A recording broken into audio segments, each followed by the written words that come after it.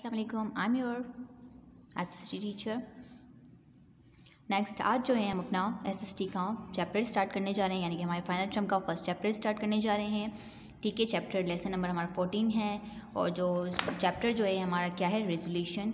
ये है आपकी पेज नंबर 84 पे। ठीक है, अब जान लेते हैं कि रेजोल्यूशन एक्चुअली में है क्या।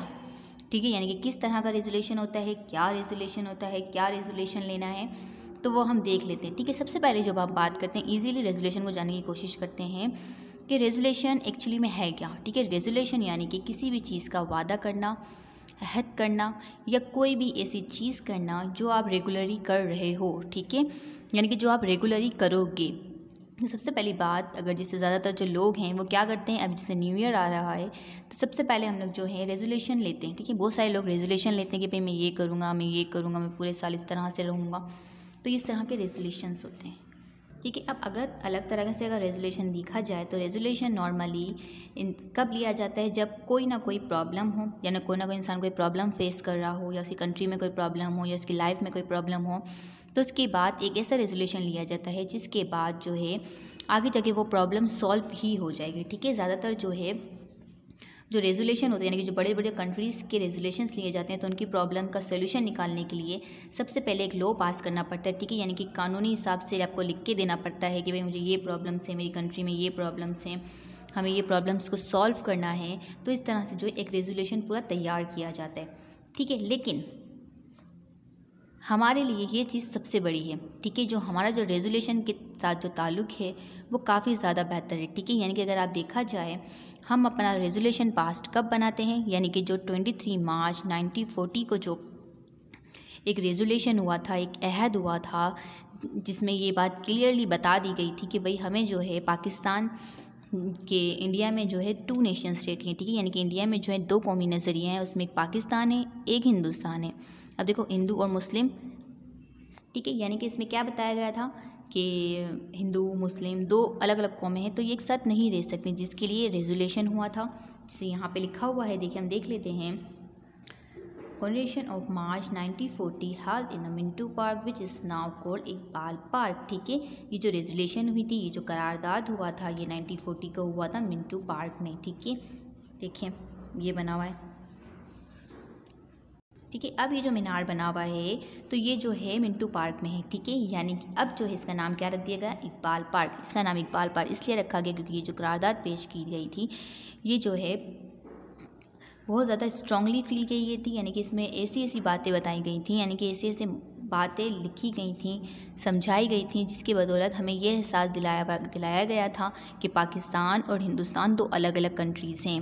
ठीक है, यानी कि वो कभी भी एक साथ नहीं रह सकती। तो ये बात जो है इन्होंने 1940 को इस रेजोल्यूशन पास्ट में इन्होंने बताई थी।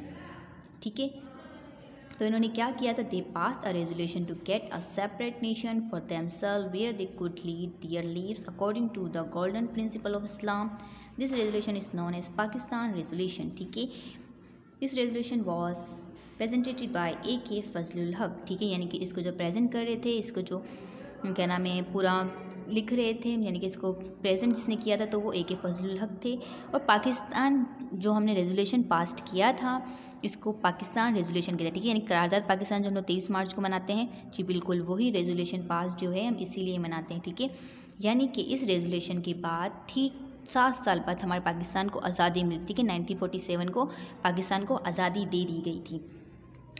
फिर उसके बाद जो है ये जो हमने रेजोल्यूशन रखा गया था इसमें इस्लाम के पॉइंट ऑफ व्यू पे रखा गया था। ठीक है, यानी कि इसमें हमने बताया था कि हम क्यों अपना मुल्क हासिल करना चाहते हैं। ठीक है, क्योंकि उस टाइम पे हमारे इस्लाम कहीं खो गया था, यानी कि जो मुसलमान थे वो मुसलमान होने के बाद भी कुरान नहीं पढ़ते थे, इस्लाम का उनको नहीं पता था, स्कूल्स उनके अलग थे, यानी कि हिंदी पढ़ाई जाती थी, उनका अपना अलग कौमी ताना पढ़ाया जाता था, तो वहाँ पे ऐसा कोई कॉन्सेप्ट ही नहीं था। तो हमने जो अपने पॉइंट्स रखे तो वो उन्होंने द गोल्डन प्रिंसिपल इस्लाम, तो इस्लाम के पॉइंट ऑफ व्यू से रखे। ठीक है, the first world parliament of Pakistan pass the object resolution. It was a resolution adopt on 12 March 1949 by the Constitution Assembly of Pakistan. This resolution proposed by the Prime Minister Liaquat Ali Khan. ठीक है, यानी कि लियाकत अली खान जो हैं वो हमारे फर्स्ट प्राइम मिनिस्टर हैं। ठीक है, जो हमारे पाकिस्तान के सबसे पहले जो वज़ीर आज़म थे वो कौन हैं, लियाकत अली खान। उस टाइम पे जब जब पाकिस्तान आज़ाद हुआ तो फर्स्ट जो हमारे प्राइम मिनिस्टर बने तो वो लियाकत अली खान थे। ठीक है, फिर उसके बाद जो है रेजोल्यूशन जब हो गया तो उस रेजोल्यूशन में किस तरह की बातें हुई, क्या क्या बातें इन्होंने की, तो वो देख लेते हैं। सबसे पहले जो है जब वहाँ पे जो इशू हुआ वो सेम वही इशू जो अभी चल रहा है कश्मीर को लेके हुआ। ठीक है, यानी कि कश्मीर को किस तरह से आज़ाद करवाना है, कैसे आज़ाद करवाना है, ये बात उस टाइम पे भी थी, क्योंकि कश्मीर कोई भी देने को तैयार नहीं था, ना पाकिस्तान ना हिंदुस्तान। तो इसीलिए आज तक कश्मीर जो है आज़ाद नहीं हो पाया। ठीक है, यानी कि जो हमारे पाकिस्तान में जो कश्मीर है वो जम्मू कश्मीर है एंड मे डिक्लेयर, और जो हिंदुस्तान में है वो कश्मीर अभी भी एक आज़ाद कश्मीर नहीं बन पाया। ठीक है, यानी कि अब भी उसको लेके बहुत ज़्यादा मुश्किलात चल रही हैं जो कह नहीं सकते कि कब सॉल्व होंगी, यानी कि इसकी जितनी भी प्रॉब्लम्स वगैरह हैं वो कब सॉल्व हों, कुछ कह नहीं सकते। ठीक है, Pakistan and India both accept this resolution but since the India has been avoiding the contact on impartial and natural assemblies in Kashmir, thus the issue is pending and both the countries face constitution tension and unable to enjoy good neighbor relation। ठीक है, यानी कि देखो हिंदुस्तान को जो है वो हमारा पड़ोसी मुल्क कहा जाता है, लेकिन हमारे बीच में जितनी प्रॉब्लम्स हैं, जितने भी हम लोग प्रॉब्लम्स फेस कर रहे हैं वो किसी और मुल्क के साथ नहीं है। ठीक है, यानी कि हम जो प्रॉब्लम्स फेस कर रहे हैं वो क्यों कर रहे हैं, क्योंकि हम लोगों का कल्चर अलग है, हम लोग की ज़बान अलग है, हम लोगों का जो है सबसे बड़ी बात रिलीजन्स अलग है। ठीक है, यानी कि मज़हब अलग है, हम दोनों मुल्क अलग अलग मज़हब से बिलोंग करते हैं। इसके लिए जो है क्या नाम है बहुत ज़्यादा मुश्किलात फेस करनी पड़ रही है, यानी कि कभी एक होकर रह नहीं सकते, आपस में अगर दोस्ती भी करना चाहें तो भी नहीं हो सकती। ठीक है, अगर हम चलो मान लेते हैं दोस्ती हो जाए, फिर भी सबसे बड़ा मसला कौन सा रहेगा, कश्मीर का, कि भाई कश्मीर किसके पास जाएगा।